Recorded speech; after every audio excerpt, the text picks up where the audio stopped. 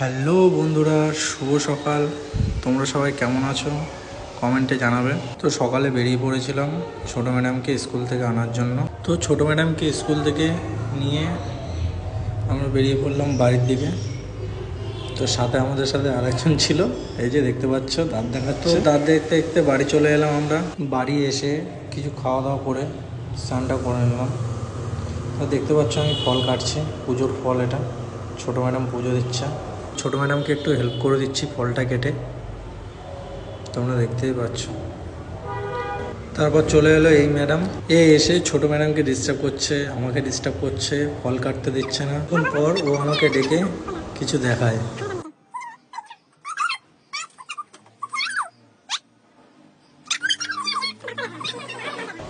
তো ওকে দাঁতটা দেখাতে বললাম বলে ও দাঁতটা দেখিয়ে দিল।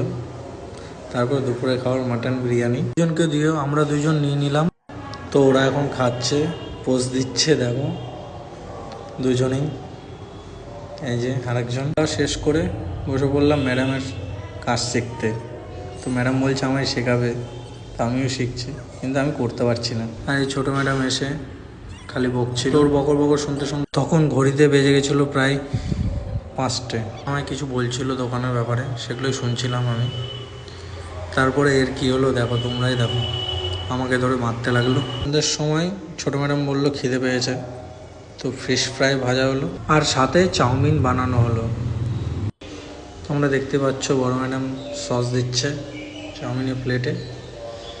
তো আমি চাউমিনটা নিয়ে খেতে শুরু করলাম। খেয়ে দিয়ে বেরিয়ে পড়লাম দোকানের দিকে। তো তোমরা তো জানোই দোকানে কাজ করাবো, ওয়েল্ডিংয়ের কাজ আছে, তারপরে দোকানটা খুলবো। আমি আর ম্যাডাম দিনের বেলা দোকানে এসেছিলাম, কারণ আজকে দোকানে কাজ করানোর কথা ছিল। এর মধ্যে মিস্ত্রিও চলে এসেছিলো, কিন্তু যেই কাকুটা লাইট দেবে বলেছিল সেই কাকুটা সেই টাইমে পাল্টি খেয়ে গেল। পর আর সেই সময়টা কাজ করা হলো না। তো আমরা সন্ধ্যের সময় গিয়েছিলাম কাকুর বাড়িটাতে, কাকুকে বোঝালাম। অনেক বোঝানোর পর কাকু বলল রবিবার কাজটা করো তাহলে। তো কাকুর সাথে কথা বলে আমরা বেরিয়ে পড়লাম বালিগঞ্জ বাজারে। যেতে এই আদ্যামায়ের মন্দিরটা পড়ে। মায়ের কাছে আমার বেশি কিছু চাওয়া নেই, খালি মা তুমি আমার পাশে থেকো, তাহলেই হবে। তো আমরা চলে এলাম বালিগঞ্জ বাজারে। তারপর তো দেখতে পাচ্ছ আমি বেগুন নিচ্ছি, বেগুন আর কাঁকরোল। আর ছোটো ম্যাডাম ক্যামেরা করছিল, তোমরা দেখতেই পাচ্ছ। আমি আর বড়ো ম্যাডাম দাঁড়িয়ে আছি। তো বেগুন পেঁয়াজ নিয়ে আমি গাড়িটা বের করতে চলে এলাম। এদিকে ছোটো ম্যাডাম কিছু পোজ দিচ্ছিল।